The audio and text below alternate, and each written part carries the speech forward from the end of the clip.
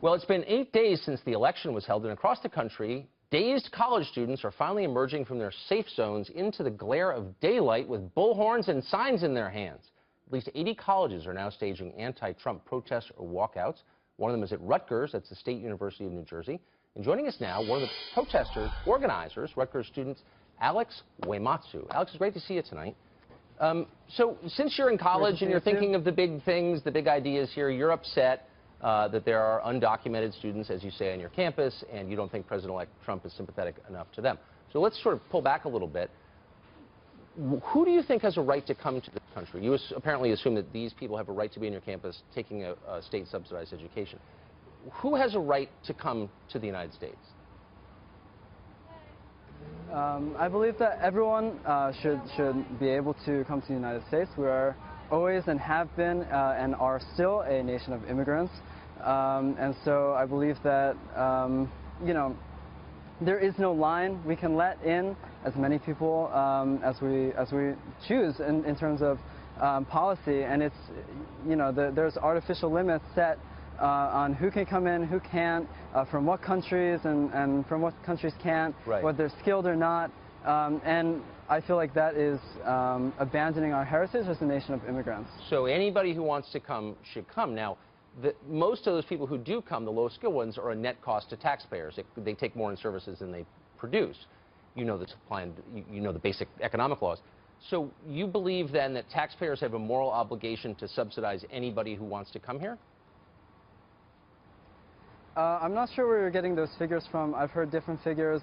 Okay. I've heard studies that say that undocumented immigrants actually provide a net benefit to the economy. Okay. And a lot of these studies that claim that undocumented immigrants are a drain or you know, taking money away from taxpayers or something like that are using kind of biased yeah. Well, you heard wrong, because it's actually not even close between education and infrastructure and health care, food subsidies, housing subsidies. It's literally not even close. Mm-hmm. But the point is, do you consider the effect this has on the rest of the population? You say anybody around the world has a right to come here. You learned that in school and you believe it uncritically.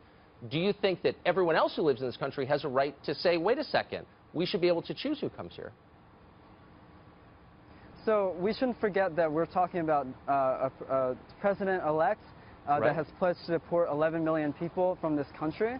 And so that's what I would like to keep the focus on, is the tremendous human rights violation that would entail. A deportation force rounding up people who are undocumented, people who have been here for their entire lives, almost. People, you know, we had a person at our rally today who was, you know, who was brought here at 3 months old.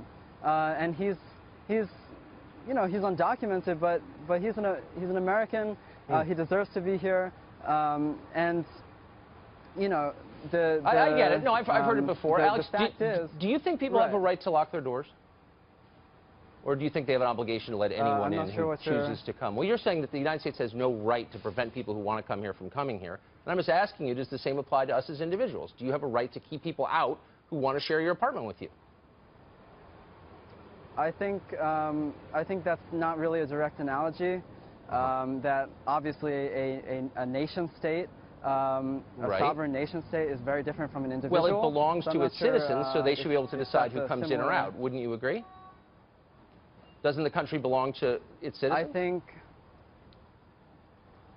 I think that there are certain things. I think you need to think this through, Alex. Slavery was a democratic. Right. Okay. Throw the slavery thing Slavery in was there. a democratic. Let me just ask you this. I know that you're a liberal, a radical, lefty. I wonder if it ever occurs to you that you're maybe doing the bidding of business when you advocate for low-skilled workers to come here. Why do you think people support a lot of low-skilled labor in this country? Because it lowers wages. It lowers their labor costs. It makes them more money. Do you realize that you're part of that?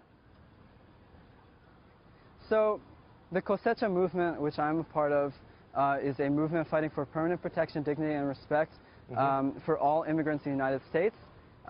It would be absurd to suggest that we're pro-corporate or we're somehow helping corporations when our strategy is a massive boycott of key industries, as well as a general strike led by undocumented immigrants, just, you know, regular immigrants and also allies. Well, then it may surprise you to know that they're fully on your side with bringing the low-wage labor thing, because it benefits them too. So think about that overnight, Alex. It's great to see you. Thanks a lot for coming on. is permanent protection, dignity, and respect. Right. Thank you. I'm for that too. Thanks.